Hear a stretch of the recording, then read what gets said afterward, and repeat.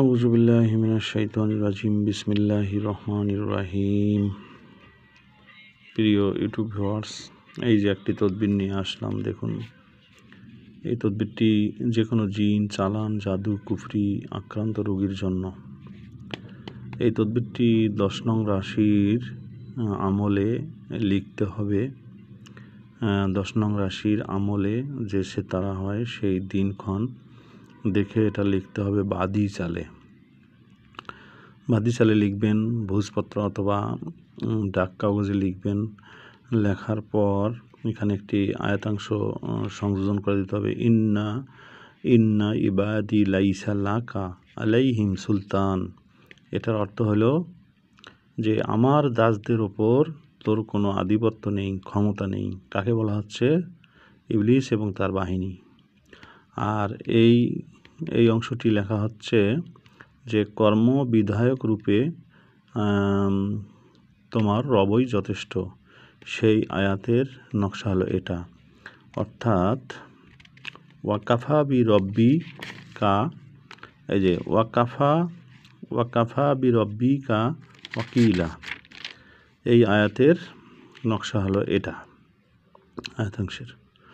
তো এটা লেখার পর এর সাথে যে দোকান অনেক দিন থেকে অচল অবস্থায় পড়ে আছে, ভাঙা অবস্থায় পরিত্যক্ত দোকান, সেই দোকান ঘরের নিচ থেকে একটু মাটি সামান্য অথবা দোকানের যে কোনো একটি অংশ, নুড়ি, পাথর, কুড়ি উপাদান এই তাবিজের সাথে সংযুক্ত করতে হবে। অথবা সেই পরিত্যক্ত দোকানের যে ঝুল পরে কালি জমা হয়, সেই কালি সংগ্রহ করে এটা লিখতে পারেন। যদি তাও না পারেন তাহলে দোয়েল পাখির পালক অথবা ঠোঁট অথবা নখ এই তদবিরের সাথে সংযুক্ত করে দিতে হবে। সেটা হলো বাক্কুর। সংযুক্ত করে দিয়ে যে ব্যক্তি জিনে আক্রান্ত হয়েছে, চালান করেছে জিন, সেই জিনিসে বারবার জাদু করতেছে, কুফরি করতেছে, তাকে নাস্তে নাবুদ করে দিয়েছে, ক্ষতি করে রেখেছে, তাকে বারবার অ্যাটাক করা হয়, তান্ত্রিক কবিরাজরা বারবার ক্ষতি করতেছে, সেই ক্ষতি থেকে মুক্ত থাকার জন্য এই তদবিরটি লিখে তামার পাতে অথবা রূপার মাদুলিতে ভরে বাম হাতে অথবা ডান হাতে, পুরুষ হলে বাম হাতে, মহিলা হলে ডান হাতে এটা ব্যবহার করবে। ইনশাল্লাহ আল্লাহ তাআলার কালামের বরকতে, আল্লাহ তাআলার বাণীর বরকতে সেই চালান, জিন, জাদু, কুফরি তার কোনো ক্ষমতাই থাকবে না। তবে একটি শর্ত, সেই যাকে এই তদবির দিবেন তাকে পূর্ণাঙ্গ আল্লাহ তাআলার ওপর বিশ্বাসী হতে হবে এবং এই তদবিরটি লেখার সময় 10 নং রাশির যে মক্কেল খাদেম আছে সেটা উল্টা পাশে লিখে দিলে আরও বেশি কার্যকর হবে এবং এটার যদি আজমিয়াত বের করতে পারেন তো আরও বেশি কার্যকর হবে বলে এখানে রিসার্চ করে পাওয়া যায়।